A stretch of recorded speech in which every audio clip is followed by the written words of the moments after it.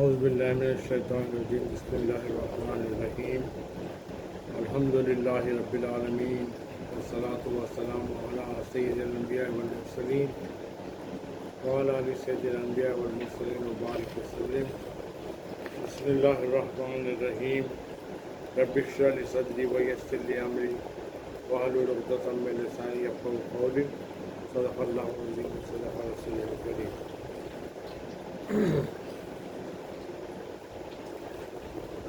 Video شروع کرنے سے پہلے میں دعا کرتا ہوں۔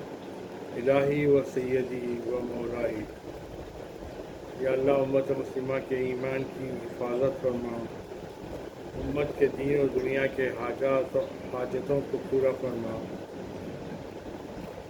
امت کے بیماروں کو شفا عطا فرما، امت کے بے روزگاروں کو روزی عطا فرما، امت کے پریشان حالوں کی پریشانی کو دور فرما، امت کے بے قصور قیدیوں کو رہا فرما، امت کے جائز قرضداروں کے قرضے عطا فرما، جائز قرضداروں کے قرضے ادا فرما، امت مسلمہ انس و جن کی مغفرت فرما، باری تعالیٰ غزہ و فلسطین کے مسلمانوں کی جان مال اور ان کے اولادوں کی حفاظت فرما۔ یا اللہ مسلمانوں کو قرآن کو سمجھ کے پڑھنے کی توفیق عطا فرما، الہی آمین۔ السلام علیکم ورحمۃ اللہ وبرکاتہ و مغفرتہ۔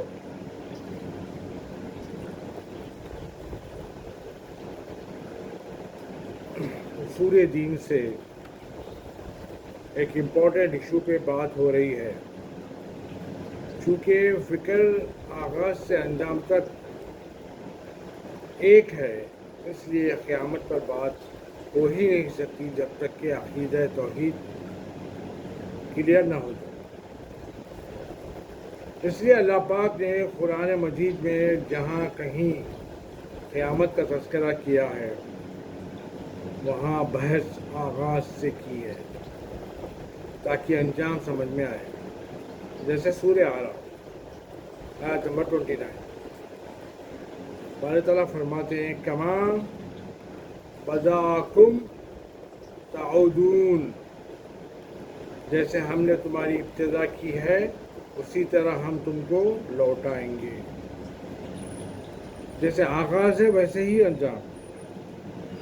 قیامت پر عموماً مباحث دیکھے نہیں گئے، احادیث کو تو علماء نے جمع کیا مگر بحث نہیں ہو سکی۔ کنٹینیوس کتابیں رسالت پر لکھی گئیں، گفتگو امامت پر، اور امامت کو سیاست سے بھی ملانے کے لیے ابن قتیبہ نے ایک کتاب لکھی الامامت والسیاسہ، کو دنیا کے سامنے پیش کیا۔ بہرحال امامت، ملوکیت، نبوت پر تو بہت ساری کتابیں ہیں۔ آپ لوگوں کو بھی اگر ٹائم ملا تو کسی عظیم لائبریری میں، کوئی بڑی لائبریری میں جا کے وہاں پہ فہرست چیک کریے کتابوں کی، قیامت پر کتنی کتابیں ہیں آپ دیکھیں، کتنی لکھی گئی ہیں وہ آپ دیکھیں، آپ کو تعجب ہوگا۔ ہمارے ویلیبل رائٹرز نے باوجود اس کے 2/3 آف دا قرآن فقط قیامت کی تفسیر کرتا ہے۔ اس کے باوجود ایک خاموشی ہے، قلم میں خاموشی، زبان میں خاموشی ہے، تقریریں وہ تحریریں ایک سکوت ہے، کیونکہ قیامت سمجھ میں نہ آ سکی، کیونکہ توحید محکم یعنی مکمل کمپلیٹ نہیں تھی۔ وہاں توحید کا وہاں توحید کیا کمپلیٹ ہو سکتی ہے؟ جہاں ابھی 360 پہ 6 بتوں کو چھوڑ کے دنیا آئی ہے، وہاں توحید کیسے مکمل ہو جہاں کبھی اللہ کے ہاتھوں کی بات ہو، جہاں کبھی اللہ کے پاؤں کی بات ہو، جہاں کبھی اللہ کے جو ہے نا بہت موٹے تازہ ایک لہیم شہیم جسم کی بات ہو۔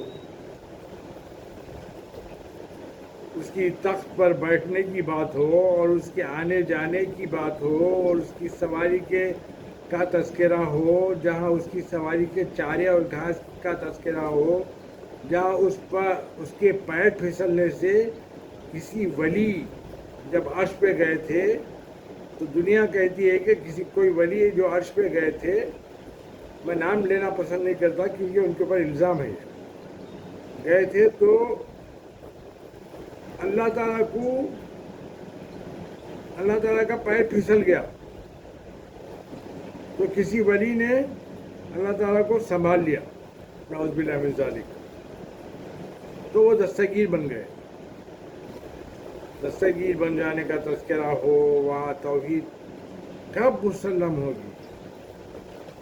اور جہاں توحید مفصل نہیں وہاں قیامت پر بات ہی بے سود ہے، فائدہ ہی نہیں ہے، اس لیے کہ اگر توحید کی منزل پر یہ کہہ دیا جائے کہ اللہ ہر شب جمعہ خانہ کعبہ کی چھت پہ آتے ہیں تو قیامت میں کہنا پڑے گا جہنم کے دہکتے ہوئے شعلوں کو بجھانے کے لیے اللہ تعالیٰ کو اپنے پیر کو جہنم میں داخل کرنا پڑے گا۔ اس لیے تھاٹ کلیئر نہیں ہے، فکر واضح نہیں ہے۔ جیسا کہ ابھی میں نے عرض کیا 2/3 سے بھی زیادہ قرآن کا حصہ محیط ہے تفصیل محشر پر۔ جیسا میں نے مختصر سی صورت ابھی پڑھی تھی سورہ اعراف کی، اب سورہ انبیاء میں ارشاد ہوا آیت نمبر 104 سورہ انبیاء میں، کما بدانا اول خلق نعیدہ وعدا علینا انا کنا فاعلین، جیسے ہم نے پہلی خلقت کے لیے سٹارٹ کیا تھا، شروع کیا تھا، ہم پھر پلٹائیں گے، یہ ہمارا وعدہ ہے اور ہم ایسے ہی کریں گے۔ آغاز کے لیے لازم، انجام لازم ہے، آغاز کے لیے انجام لازم ہے۔ اب صرف وہ شکوک جو ذہنوں میں انسانوں کے پیدا ہو رہے ہیں اس کو دور کرنا ہے۔ نظریات عجیب و غریب ہے۔ ایک طرف کفار و مشرکین نے فلسفے کی صورت دے دی ہے قیامت کو، دوسری طرف لیٹسٹ تھاٹس کے خود ساختہ مذاہب کی صورت اختیار کر چکے ہیں۔ انہوں نے اپنی فلاح و صلاح کو اسی میں دیکھا کہ قیامت کی تعبیریں کی جائیں، یعنی مبہم کنفیوز اسٹیٹس میں رکھا جائے، یعنی ایکچوئل میننگ کو الٹا سیدھا کر کے دکھانے میں ہی فائدہ جانا انہوں نے۔ لیکن قرآن پڑھنے والے جانتے ہیں جب اللہ پاک نے عربک لینگویج کو یوز کیا، اس کے کچھ ورڈز کو یوز کیا، ورڈز لے لیا اپنے یوز کے لیے، تو ان الفاظ کو وہ میننگ عطا کی اللہ پاک نے، اس کے بعد کسی مسلمان کو وہ حق نہیں پہنچتا وہ ورڈز پھر لینگویج کو واپس کرے اور پھر لینگویج پہ یوز کرے۔ جیسے حج کے معنی ہیں لینگویج میں ارادے کے۔ اگر آپ سے کوئی پوچھے کہاں کا حج ہے، یعنی کہاں کا ارادہ ہے، تو آپ کو تو غصہ آئے گا۔ حج تو بیت اللہ کا ہوتا ہے، یہ کیا پوچھ رہا ہے کہاں کا حج ہے؟ یہ تو توہین ہے، یہ تو انسلٹ ہے، شریعت ہے۔ خیر، اب لینگویج کو ڈسکس کرنا اس وقت ضروری نہیں ہے۔ بہت سی چیزوں سے بچنے کے لیے یہ سیلف ڈکلیئرڈ مذاہب نے یہ تعویلات شروع کر دی اور مسلمان علماء محشر کے مسئلے پر سکوت اختیار کیے۔ کیونکہ یہ جن پر پردے ڈالتے ہیں ان کی پول کھل جائے گی، جیسے بنو امیہ، جیسے معاویہ، یزید وغیرہ وغیرہ۔ میں یہاں پہ ایک بات کلیئر کر دینا چاہتا ہوں کہ اہل البیت کا ذاتی مفاد پہ کسی سے جھگڑا نہیں ہے، ان کی پراپرٹیز پہ جھگڑا ہے، ذاتی مفاد نہیں ہے۔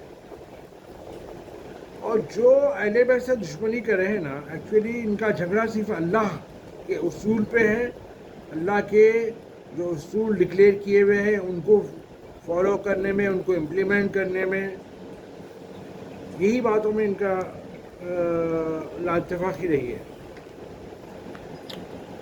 تو اب سوال یہ پیدا ہوتا ہے کہ اللہ کے معاملات میں اگر وہ امپلیمنٹ کرتے ہیں تو یہ دشمنی جو انہوں نے پالی ہے، کہ اہل بیت کے دشمن جو بھی ہے، نبی کے دشمن جو بھی ہیں، وہ اللہ کے دشمن ہیں۔ تو اہل بیت کے دشمن اللہ کے دشمن ہیں، تو اب اللہ کے دشمنوں کے ساتھ جیسے معاملات کرنا ہے کرو، حشر میں تو جو ہوگا وہ تو ہوگا سب کے سامنے۔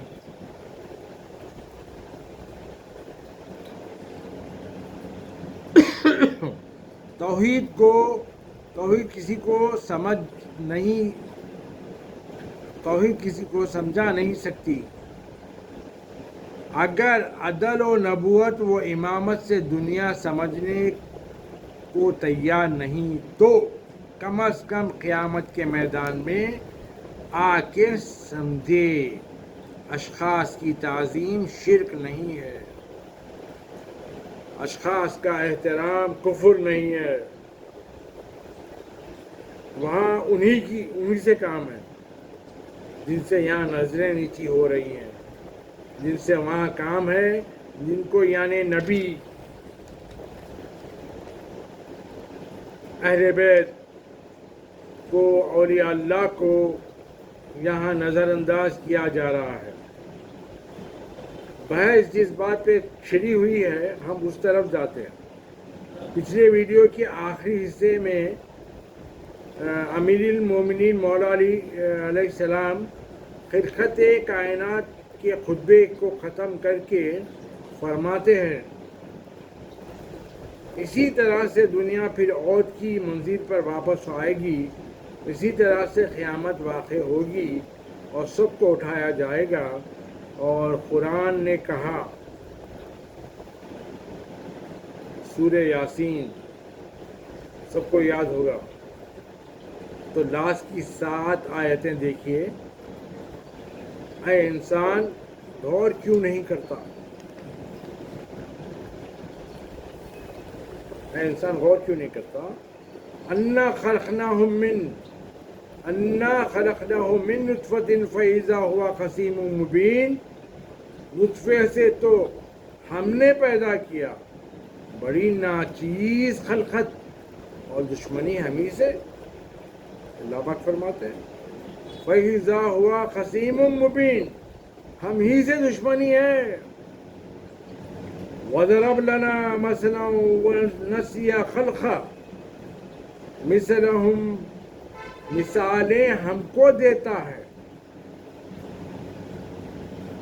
اعتراض ہم پہ کرتا ہے، کیسے دنیا بنے گی، کیسے قیامت آئے گی۔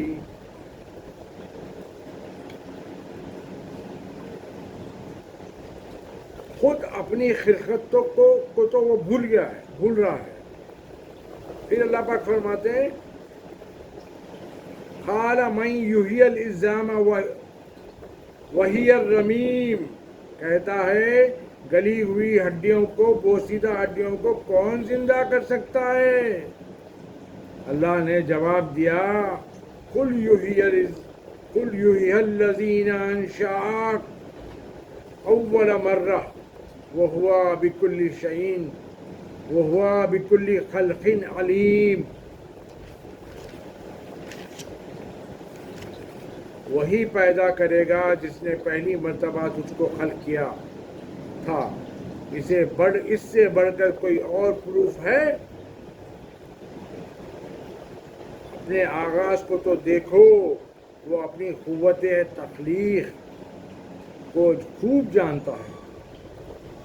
الذی جعل لکم من الشجر الاخضر نارا فاذا انتم منہ توقدون۔ کبھی خیال آیا کہ ہرے پتوں میں آگ کیسے لگتی ہے؟ پتہ چلا لکڑی کی سلخت یا کنیکشن آگ سے کیا ہے؟ کبھی پتہ چلا لکڑی کو کیوں آگ جلاتی ہے؟ مگر کیا جانو کتنے علوم کی ضرورت ہے ایک توحید کو سمجھانے کے لیے۔ امیر المومنین فرماتے ہیں تم اپنے پورے علوم، physics, chemistry, botany, zoology, maths, geology, physiology, psychology, یہ سارے علوم کو ایک جگہ جمع کر دو تو پتہ چلے گا پانی، ہوا، آسمان، زمین، یہ سب کریشن میں ایک ہی ہے۔ ہمارا عالم یہ ہے، غور کریں، ہمارا عالم یہ ہے کہ ہم کسی ایک طرف گئے، جیسے میڈیسن میں گئے تو وہیں اسپیشلائزیشن کی طرف چلے جاتے ہیں۔ لٹریچر پڑھا تو پھر پروفیسر بننے کی طرف چلے جاتے ہیں۔ انجینئرنگ کی تو میڈیسن کا کوئی پتہ نہیں۔ انجینئر کے لیے میڈیسن غائب ہے، ڈاکٹر کے لیے انجینئر غائب ہے۔ نباتات میں گئے وہی لائن میں رہ گئے، ایسا تو کوئی نہیں ملا جو سارے علوم کو ایک جگہ کر لے۔ اس کا رزلٹ کیا ہوا؟ ڈاکٹر کے لیے بیماریاں موجود ہے، انجینئر کے لیے غائب ہے۔ جیولوجسٹ کے لیے اگر جیولوجی کی بات چلی ہے تو کیمسٹ کے لیے غائب ہے جیولوجی۔ اسی طرح ستاروں کی اور چاند کی، ستاروں کی بات ہوئی تو ایسٹرولوجسٹ کے لیے پریزنٹ ہے، دوسروں کے لیے غائب ہے، انجینئر کے لیے غائب ہے، نہیں معلوم ان کو اسٹارز کے بارے میں۔ تو غائب کیا ہے ایکچولی؟ غائب ایک ایکسٹرا ہے، غائب ایکسٹرا ہے یعنی اضافی ہے۔ جہاں علم نہیں، جب آپ کو کوئی چیز معلوم نہیں، وہ غائب ہے۔ بچے کے لیے جو غائب ہے وہ جوان کے لیے نہیں، جوان کے لیے جو غائب ہے وہ ضعیف کے لیے نہیں۔ آپ نے دیکھا ہر عالم پہ ایک اور عالم مسلط کیا ہے اللہ پاک نے، اس کا غیب اس کے لیے موجود، اس کا موجود دوسرے کے لیے غیب۔ بالکل اسی طرح قیامت غیب مگر اللہ کے لیے موجود، اور اس کے لیے بھی موجود جس کو ایک رات اپنے پاس بلا کے دکھایا ہو، یہ کوثر ہے، یہ سلسبیل ہے، یہ جہنم ہے، یہ جنت ہے، یہ طوبہ ہے، یہ سدرہ ہے۔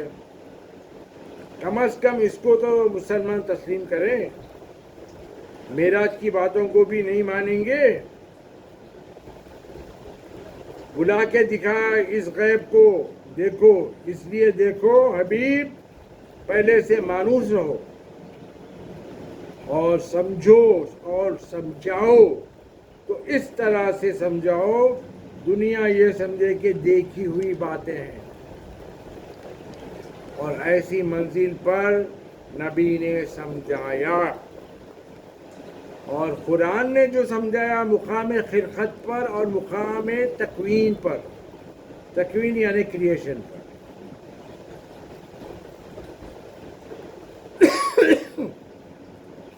خالق کل نے خود سمجھایا، وَلَيْسَ الَّذِي خَلَقَ السَّمَاوَاتِ وَالْأَرْضَ بِقَادِرٍ عَلَىٰ أَن يُخْلِقَ مَثَلَهُم بَلَىٰ وَهُوَ الْخَلَّاقُ الْعَلِيمُ۔ زمین و آسمان کا پیدا کرنے والا اس بات پر قادر نہیں ہے کہ وہ اس طرح سے پھر پیدا کرے؟ کیوں نہیں؟ اور وہی عظیم پیدا کرنے والا ہے اور وہ سب کچھ جانتا ہے. انما امرہ اذا اراد شیئا ان یقول له کن فیکون. وسبحان الذی بیدہ ملکوت کل شیء والیہ ترجعون. اسی کی طرف لوٹنا ہے، اسی کے دست قدرت میں ملکوت عالم ہے. ملکوت کو سمجھتے ہیں آپ؟ ساری کائنات کا کنٹرول ملکوت ہے.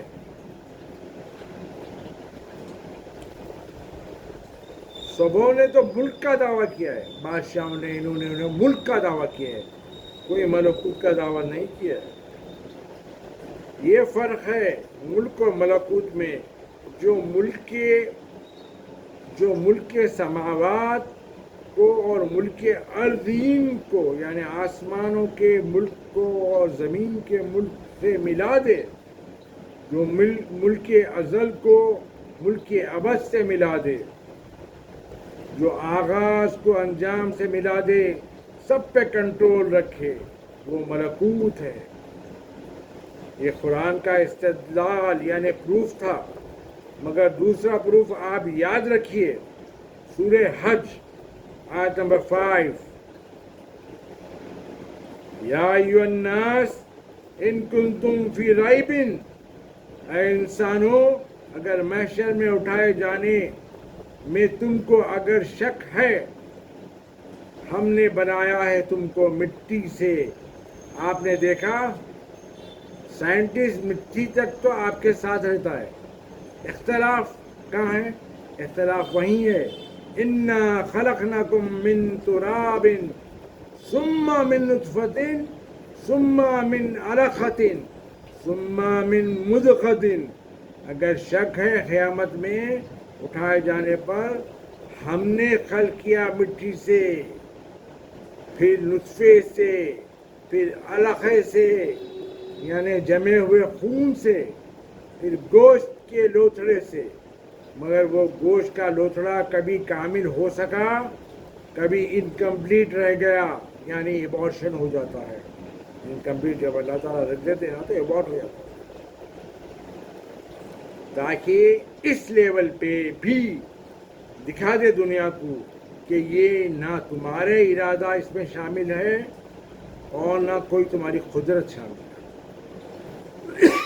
یہ پیور اللہ کے ارادے پہ. اللہ جسے چاہے، عجیب قدرت ہے. یہ کلیئر ہو جائے کہ بچے کی خلقت تمہارے ارادے سے نہیں ہوگی، اور پھر ارحام امہات میں اللہ پاک نے لوتھڑا اگر بچ گیا تو اللہ پاک نے امہات روح میں ارحام امہات میں جگہ دی، اور زمانے تک جس جس کے لیے چاہا اس کو مہلت دی. پھر تم آئے، یعنی ہم آئے.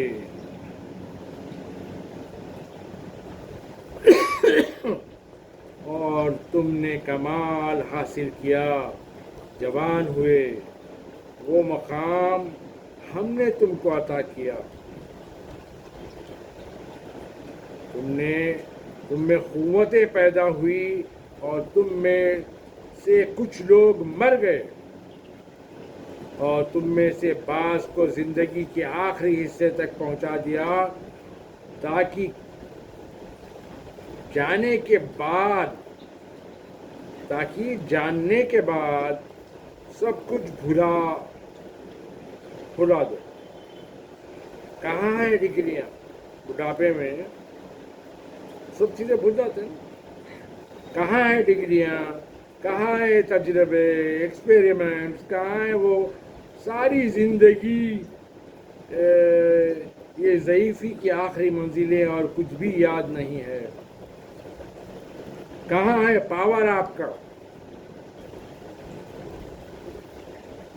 کہاں ہے آپ کا ارادہ؟ کہاں ہے آپ کا منشا؟ کچھ نہیں. اس مقام پر پہنچا دیا. کبھی بنجر زمین کو دیکھا ہے آپ نے؟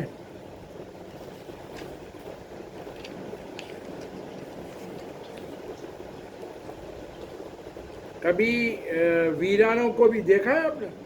ڈیفینیٹلی دیکھا ہوگا. جب ہم نے پانی کو، اللہ پاک فرماتے ہیں جب ہم نے پانی کو نازل کیا یہ زمین سڑی پھولی شاداب ہو کر لیلا اٹھی، ہر طرف سبزہ ہی سبزہ، زمین نظر آنے لگی، سبزہ ہی سبزہ، سب زمین نظر آنے لگی. یہ کس کا کام ہے؟ اللہ، وہ حق ہے. وہ اسی طرح سے مردوں کو زندہ کرتا ہے، اسی طرح سے مردوں کو جلائے گا. قرآن سے پروف دیکھیے. یہ سورہ حج پہ، حج کا ترجمہ سنا رہا ہوں میں آپ کو. سورہ حج چل رہا ہے.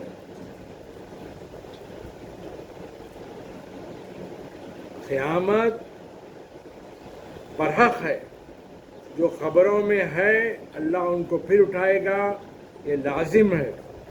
ایسے بھی لوگ ہیں اس معاملے میں اللہ سے لڑ رہے ہیں. یہ سورہ حج ہے، قرآن سے پروفڈ ہے. اگر انجام سمجھ میں نہیں آتا تو آغاز کو دیکھو. مگر جو آغاز میں بھٹک گئے، بھٹک جائے، وہ انجام سے بے خبر ہے. ہم نے یہ طے کیا ہے کہ ہم انجام سے شروع کریں گے تاکہ آغاز سمجھ میں آئے. ایک عجیب حدیث میں آپ کے سامنے پیش کرنا چاہتا ہوں جو آپ کبھی سنے ہی نہیں ہوں گے، اور اس حدیث میں اپلیکیشن ہے.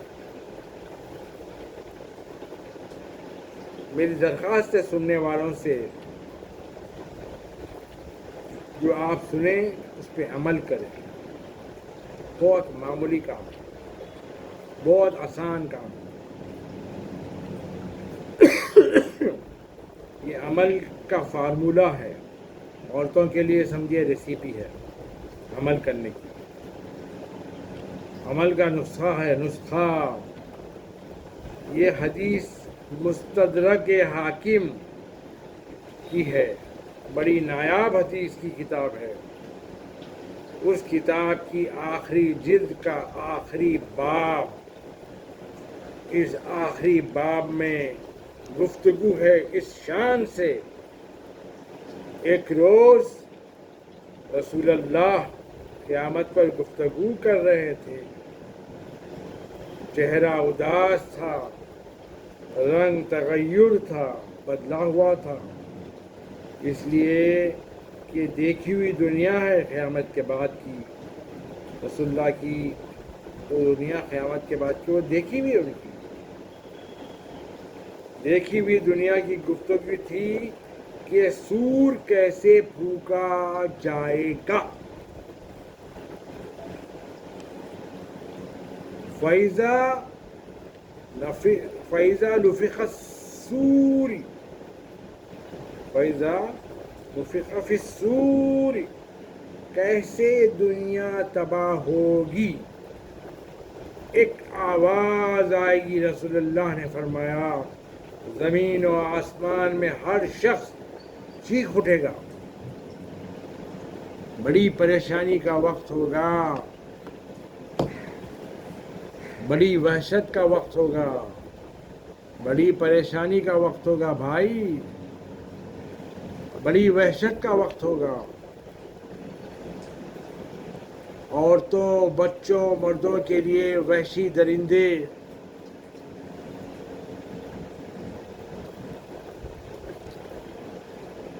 سب ایک جگہ جمع ہو جائیں گے. ایک دوسرے کو پھاڑ کھانے والے سب ایک جگہ جمع ہو جائیں گے. اتنی وحشت ہوگی، قاتل مقتول ایک جگہ ہو جائیں گے. اتنی وحشت ہوگی، برسوں کی دشمنی سب ختم ہوگی. ہر ایک کو اپنی اپنی فکر ہوگی. یہ رسول اللہ سنا رہے ہیں، فرما رہے ہیں. اور سور پھونکے گا. ایسے میں کسی نے پوچھا اے اللہ کے رسول، ہم اس وقت زندہ ہو اور سور پھونکے تو کیا کریں؟ آپ سنیں گے؟ آپ سنیں گے؟ آپ عہد کریں گے کہ آپ عمل کریں گے؟ آپ نے فرمایا اگر سور پھونکے تو مجھ پر میری اولاد پر درود بھیجو. اللہم صلی علی محمد وعلی آل محمد وبارک وسلم. اللہم صلی علی محمد وعلی آل محمد وسلم.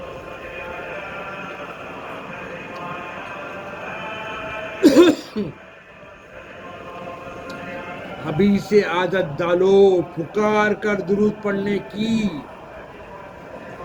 پکار کر درود بھیجنے کی عادت ڈالو. یہ سور کا جواب ہے، سور اسرافیل کا جواب ہے درود. کہاں ہے علماء اسلام؟ قیامت آنے والی ہے اور آغاز قیامت پر نسخہ دیا، مجھ پر میری اولاد پر درود بھیجو.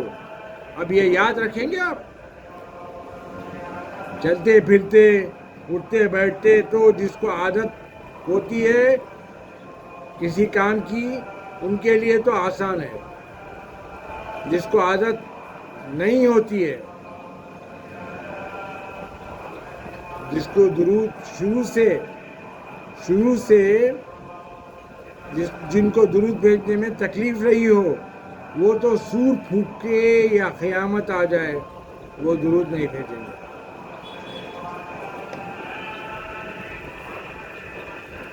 اور جن کو یہ عادت ہے اللہم صلی علی محمد وعلی آل سیدنا محمد وبارک وسلم. کہاں ہے مسلمان علماء؟ ابھی تو کہا درود بھیجو، ابھی مدد نہیں مانگی. ارے ابھی تو قیامت شروع ہو رہی ہے، کہا مجھ پر درود بھیجو.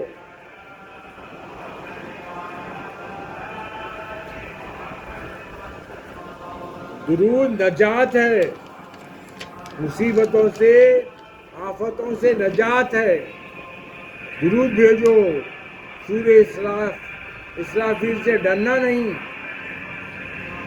کبھی خوف آئے دل میں ڈر جائے، سور نہ بھی پھونکے تو نبی نے ایک فارمولہ دیا ہے، مجھ پر اور میری آل پر درود بھیجو. جب تم کو بھی وحشت ہو، جب تم کو کوئی پریشانی ہو، درود بھیجو.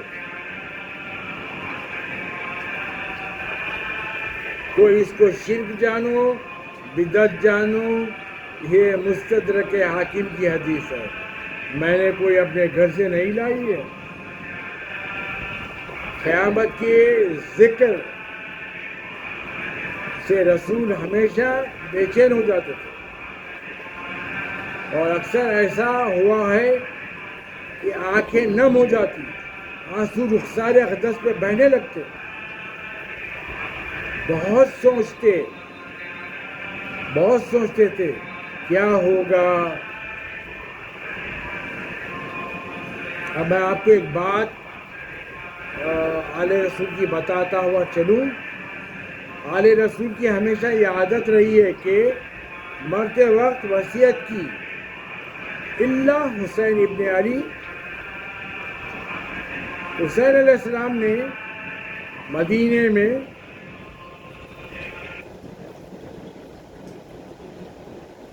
سے چلتے وقت مولا حسین نے مدینے سے چلتے وقت وصیت کی کہ تاکہ پورے عالم کو میسج پہنچ جائے، اور مدینے والے بھی جان جائیں اس وصیت میں یہ ہے، بسم اللہ الرحمن الرحیم، من حسین ابن علی ابن ابی طالب.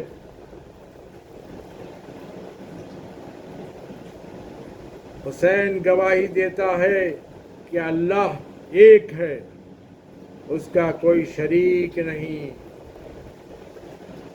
حسین گواہی دیتا ہے کہ محمد اس کے رسول ہے. حسین گواہی دیتا ہے موت حق ہے.